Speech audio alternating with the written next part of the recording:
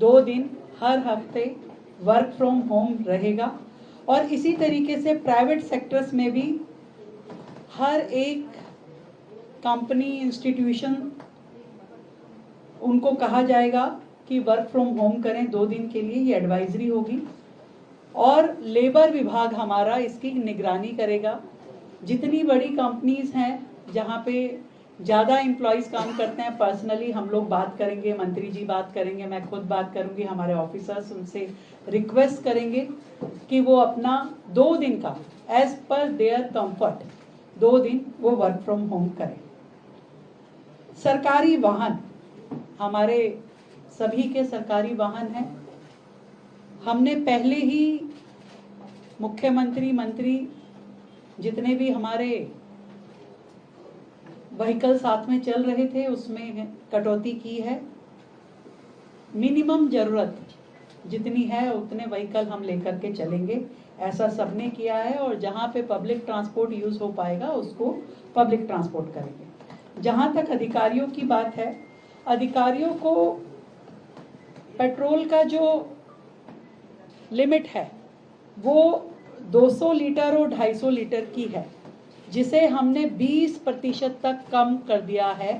200 litre petrol की जिनकी limit थी उनको 160 लीटर की होगी हर मंथ, और 250 लीटर का जिनका लिमिट है उसको 200 लीटर का हर अधिकारी जिनको ये अलाउंस मिलता है उनके लिए कर दिया है। 20% उनको सरकार अब कम इस हेड में पैसा देगी। हर मंडे को हम मेट्रो मंडे के रूप में काम करेंगे, जिसमें हम सभी मंत्री, हमारे सभी वरिष्ठ अधिकारी और कर्मचारी जहां संभव हो मेट्रो से ऑफिस जाएंगे और वापस आएंगे। तो मेट्रो का उपयोग हर मंडे, उसे मेट्रो डे के नाम से हम लोग उसको सेलिब्रेट करेंगे और उसका पूरा उपयोग करेंगे। ऑफिस टाइम को थोड़ा हमने सेग्रीगेट किया है ताकि सड़कों पे वाहन ट्रैफिक कम हो। हम सभी जानते हैं कि गवर्नमेंट में जो सेंट्रल गवर्नमेंट है उनका जो टाइमिंग है वो 9 से 5:30 का है। हमने दिल्ली सरकार का अपना जो टाइम, ऑफिशियल टाइमिंग है वो 10:30 बजे, सुबह 10:30 बजे से शाम को 7 बजे तक का किया है। और इसके अनुसार ही दिल्ली सरकार के सभी ऑफिसेस काम करेंगे। एमसीडी को हमने कहा है कि वो सुबह 8:30 बजे से लेके 5 बजे तक अपने ऑफिसेस रन करेंगे ताकि सड़कों पे व्हीकल मैनेजमेंट हो सके। और जनता से, दिल्ली की जनता से हमारी अपील है कि एक दिन सप्ताह में नो व्हीकल डे, हम सब लोग नो व्हीकल डे अपनी इच्छा अनुसार जिस दिन आपको सुविधा हो कि आज मैं अपना प्राइवेट जो व्हीकल है आज मैं सड़क पे नहीं निकालूंगा, नो व्हीकल डे हम सब लोग इच्छा अनुसार उसको हम करेंगे। ये हमारी जनता से, दिल्ली की जनता से अपील है।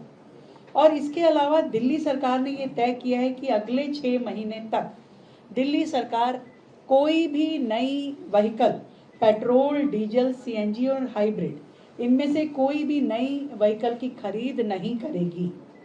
और ट्रांसपोर्ट अलाउंस जो है, जो हमारे कर्मचारी होते हैं जो ग्रेड 1, 2 के हैं या ग्रेड 1 से लेके 8 तक के हैं, जिनको सरकार जो है ट्रांसपोर्ट अलाउंस देती है, हम उन सभी कर्मचारियों के, अधिकारियों का ये जो ट्रांसपोर्ट अलाउंस है इसको 10% बढ़ाएंगे यदि वो अपने इस अलाउंस का 25% पब्लिक ट्रांसपोर्ट में खर्च करते हैं, मेट्रो इत्यादि में खर्च करते हैं, तो उसे सरकार की ओर से 10% एक्स्ट्रा ये ट्रांसपोर्ट अलाउंस दिया जाएगा।